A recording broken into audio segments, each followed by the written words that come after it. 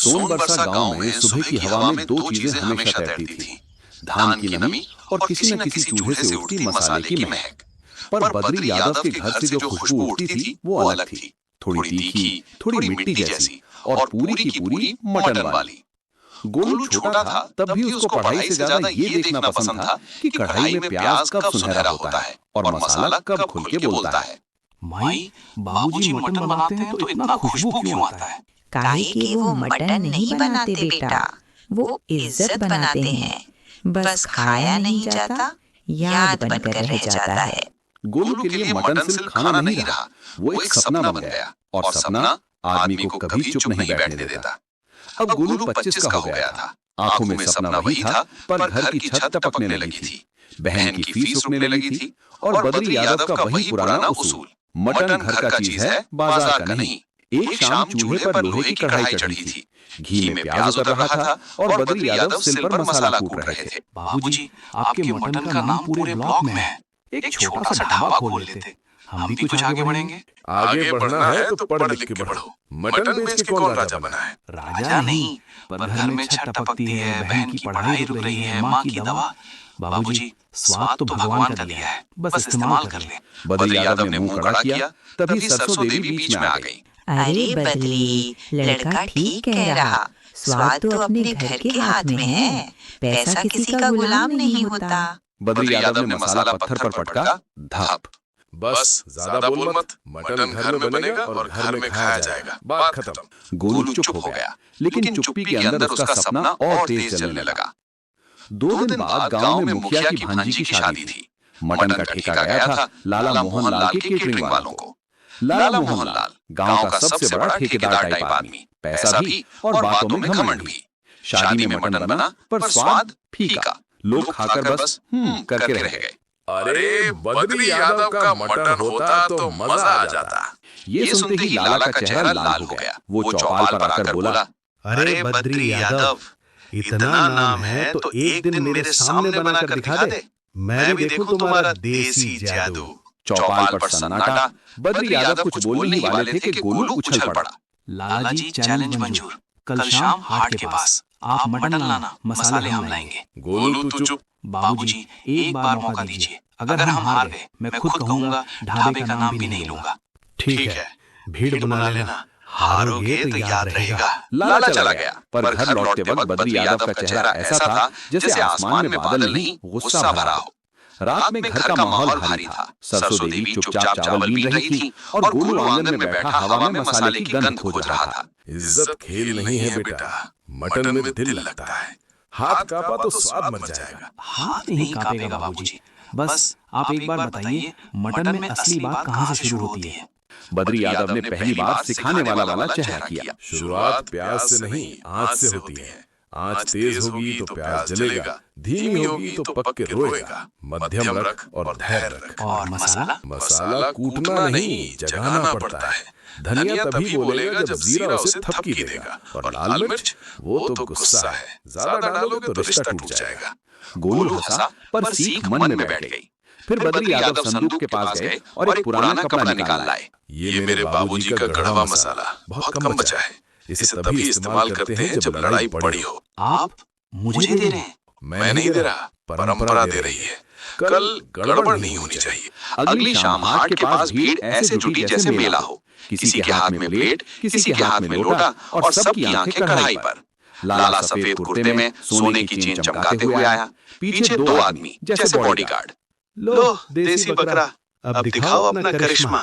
गोलू ने कढ़ाई चढ़ाई, लकड़ी की आंच जलाई। गोलू ने बद्री यादव की तरफ देखा जैसे आंखों से परमिशन मांग रहा हो। देख मत, सुन, कढ़ाई क्या बोल रही? छन छन, मतलब आंच सही है।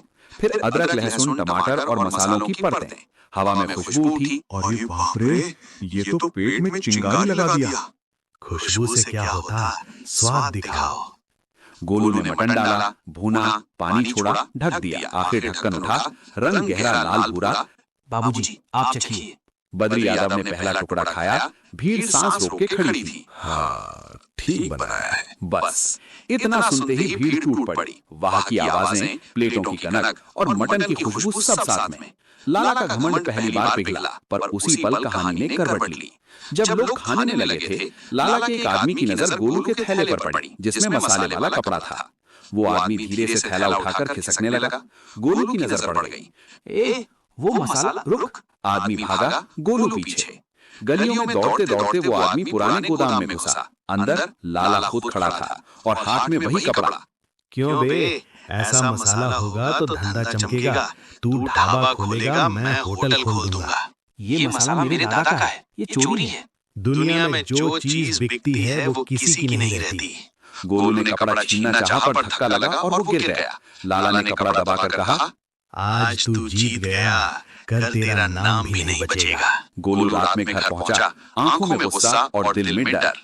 गोलू ने सच बताया। बद्री यादव चुपचाप सुनते रहे। फिर संदूक खोला और वैसा ही दूसरा कपड़ा निकाला। ये दूसरा? मैंने जो तुझे दिया था वो असली नहीं था। क्या? अरे तुम्हारा बाबूजी भी पूरा खिलाड़ी है। गोलू को राहत मिली, पर बद्री यादव ने उंगली उठाकर चेताया। अब ध्यान दे, लाला मसाला नकल करेगा और फिर कोशिश करेगा कि हमें मटन मिले ही नहीं। अगले दिन सच में यही हुआ। बाजार में बकरा महंगा और कसाई बोल रहा था सब बुक हो गया है। गोलू सीधे कसाई रफीक के पास गया, जो हाट के किनारे बैठता था। रफीक भाई, हमको देसी मटन चाहिए, रोज का, साफ सुथरा। दाम जो बोलोगे दे देंगे। गोलू दे देता, पर लाला ने पहले ही कह दिया है, जो बद्री के लिए बेचेगा उसका ठेला बंद करा देगा। तो फिर हम क्या करें? एक काम कर, तू स्वाद बेचता है, मैं भरोसा बेचता हूँ। तू मेरे साथ चल, हम गांव से बाहर वाले मेले से बकरा उठाएंगे। लाला का हाथ वहां नहीं चलता। गोलू ने पहली बार समझा, मटन का धंधा सिर्फ कढ़ाई नहीं, नेटवर्क भी है। कुछ ही दिनों में बद्री यादव का ठेला तैयार हो गया। ऊपर हाथ से लिखा, बिहार का चटपटा देसी मटन। लाला ने शहर से बोर्ड छपवाया। मोहन लातें भी लंबी होती। किसी को ज्यादा रसा चाहिए, किसी को ज्यादा मटन का टुकड़ा। भैया रसा अलग दे दो और रोटी हम घर से ले आए हैं। रस्सा अलग देंगे, पर प्लेट में भी रहेगा। मटन का रस्सा भाग कर नहीं जाता, बस संभाल कर खाओ। तभी एक बुजुर्ग बोले, बद्री जी दाम थोड़ा कम कर दीजिए, हम रोज खाएंगे।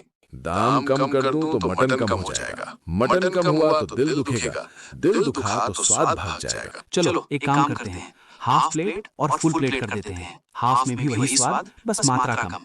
सरसों देवी पीछे से हिसाब की पोटली लेकर आई और सीधा गोलू को घूरा। हाफ फुल ठीक है, लेकिन ग्राहक को ठगा हुआ महसूस नहीं होना चाहिए। मटन में ईमानदारी रखोगे तो भगवान भी साथ देगा। बद्री यादव ने ठेले के किनारे एक छोटी तख्ती टांग दी। हाफ 70 रुपए, फुल 120 रुपए, रोटी अलग। एक दिन जोर की बारिश हुई, हाट की मिट्टी कीचड़ बन गई। लोग कम आए, मटन तैयार था पर ग्राहक नहीं। बाबूजी, आज घाटा हो गया, कल के लिए भी पैसे कम पड़ेंगे। घाटा? धंधे में सांस लेना भी खर्चा है बेटा। उसी रात सरसों देवी की तबीयत बिगड़ गई। दवा के पैसे चाहिए थे। गोलू ने रफीक को फोन किया। रफीक भाई, कुछ उधार हो सके तो।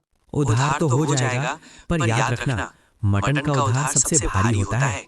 कल लोग पूछेंगे, स्वाद वही है? गोलू ने ठान लिया, दवा भी लानी है और स्वाद भी नहीं गिरने देना। बारिश के 2 दिन बाद ही शादी का सीजन शुरू हो गया। गांव के पास वाले टोले से एक आदमी आया, चेहरा तनाव में, आवाज जल्दी में।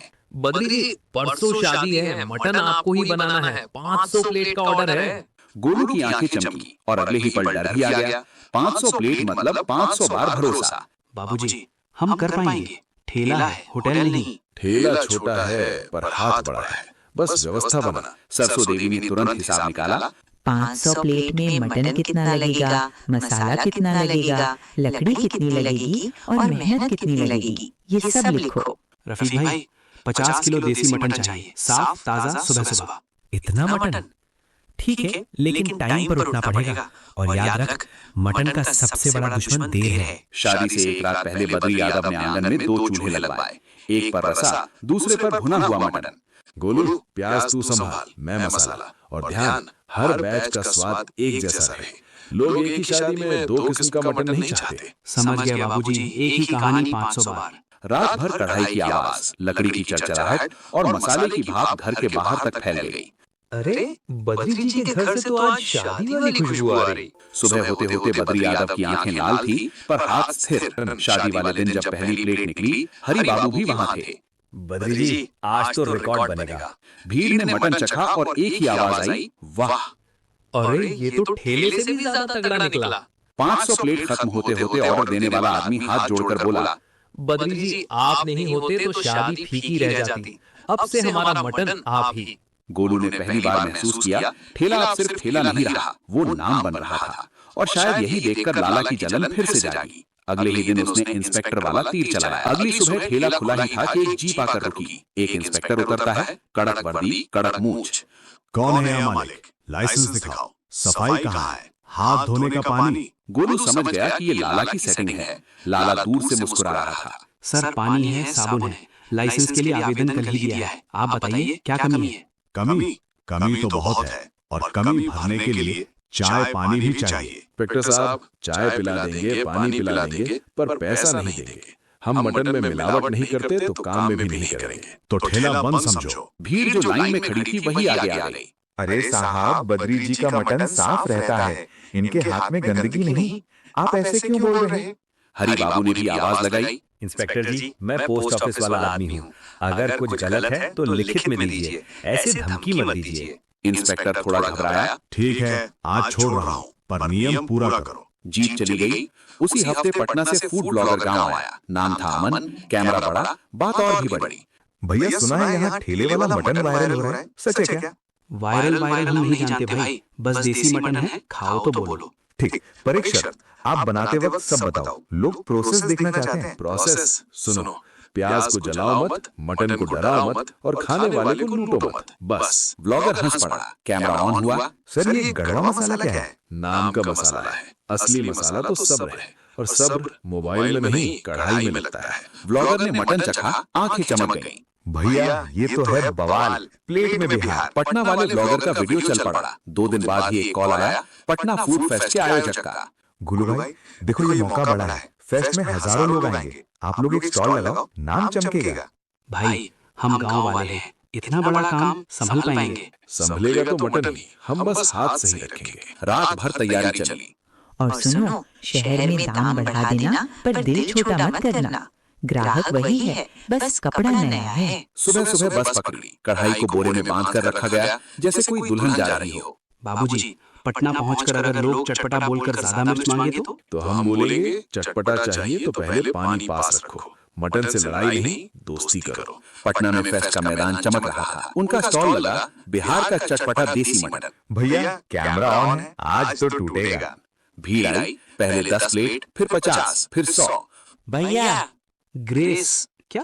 अच्छा रस्सा मिलेगा, बस प्लेट संभाल के। दोपहर होते होते एक दिक्कत आ गई। मसाला खत्म होने लगा था। बाबूजी मसाला बस 2 बैच का बचा है।